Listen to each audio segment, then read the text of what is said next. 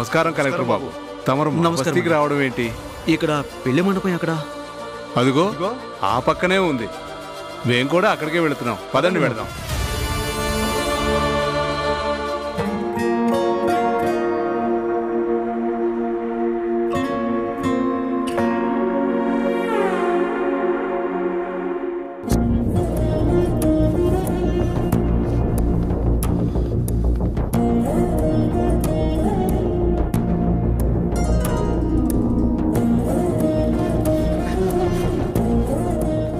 నమస్కారం వెంకటస్వామి గారు. తమరా?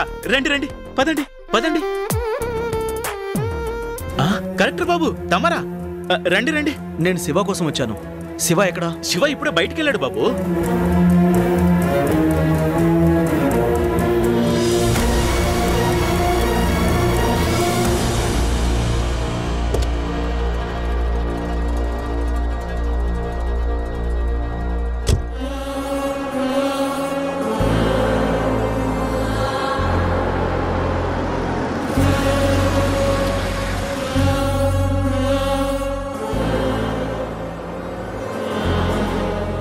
శివా, శివా,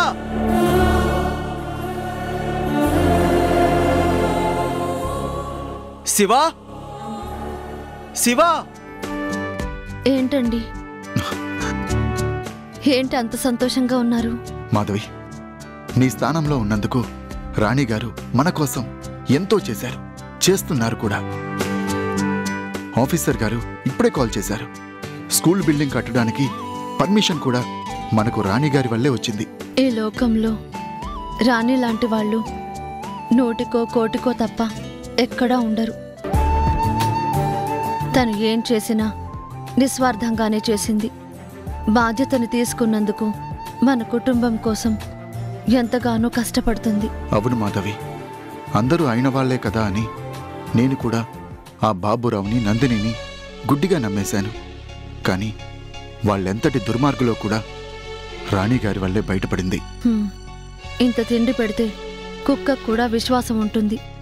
కాని వాళ్ళు తమ స్వార్థం కోసం నన్నే చంపాలని చూశారు. మంచిగా నటిస్తూనే తడిగుడ్డతో గొంతులు కోసి అలాంటి వాళ్ళని క్షమించడానికి వీల్లేదండి.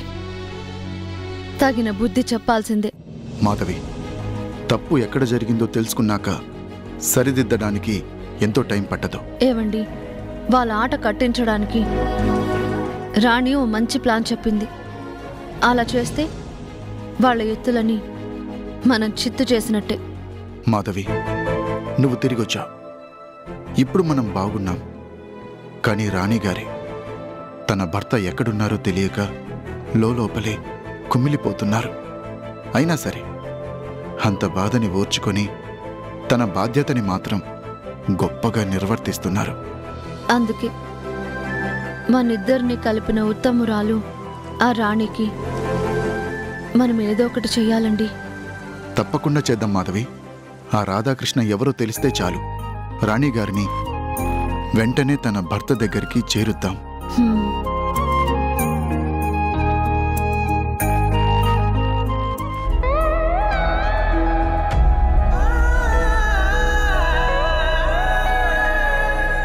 అబ్బా శివ, కార్లో ఇలా నీ పక్కన కూర్చొని రయ్యి రయ్యమని పోతుంటే నా సామిరంగా పిచ్చి పిచ్చిగా ఉంది తెలుసా? మళ్ళీ కారులో ప్రయాణం నీకంత ఇష్టమా? ఇష్టం మాత్రమే కాదు, జామ్ జామ్ అని కారెక్కి తిరగాలని చిన్నప్పటి నుంచి నా కోరిక. అది ఇన్నాళ్ళకి నీ వల్లే తీరబోతుంది. అబ్బో, పైకి చెప్పవు గాని నీలో కూడా చాలా ఆశలున్నాయే. ఏ, నీకు మాత్రం లేవా? శివ, రేపు పెళ్ళయ్యాక నేను కూడా నీతో బంగ్లాకే వచ్చేస్తాను.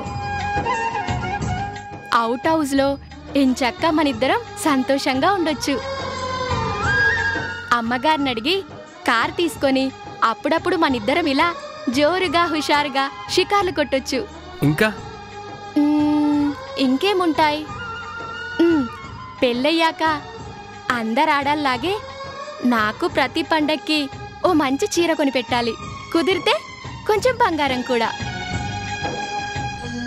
వీటితో పాటు మన ప్రేమకి గుర్తుగా ఒక చిన్న ఒక చిన్న నాకు సిగ్గు బాబు, నువ్వే అర్థం చేసుకో.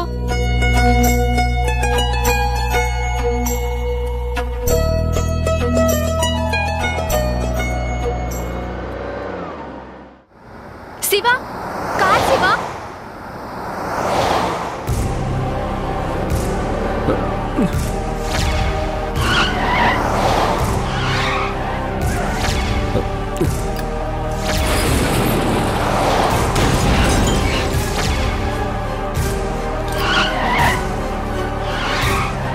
శివ,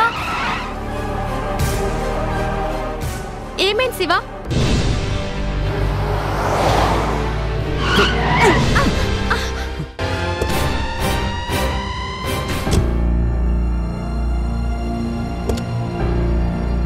శివ, శివ, శివ, శివ, శివ, శివ, ఏమైంది శివ?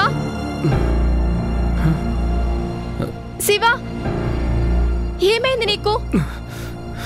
ఏం కాలేదు కదా? దిగు మెల్లిగా.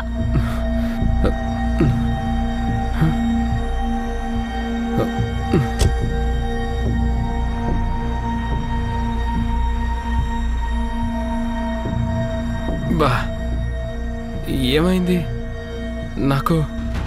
నాకేమవుతుంది? శివ, గుడికొచ్చాం, వెళ్దామా?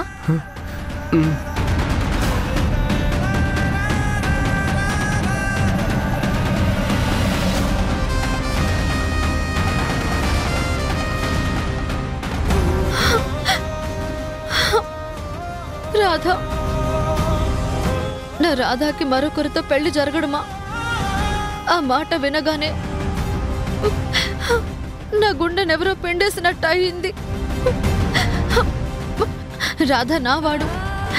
ఇన్నాళ్లుగా నేను బాధలని అవమానాలని భరిస్తూ కూడా ఓపికగా ఎదురు చూస్తోంది నా భర్తని చేరుకోవాలనే. అలాంటి నా రాధాకి తనెవరో తెలియకుండానే, తనకి గతం గుర్తుకు రాకుండానే పెళ్ళ వీల్లేదు. వెంటనే వెళ్ళి ఆపాలి.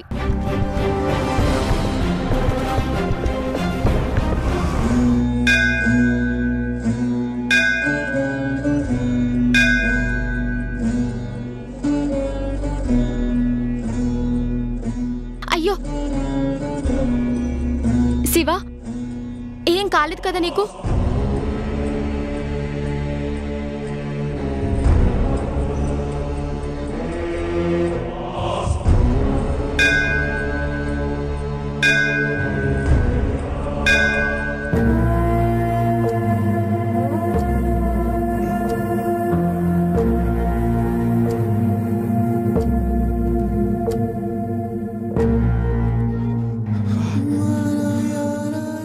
శివ, ఎలా ఉంది?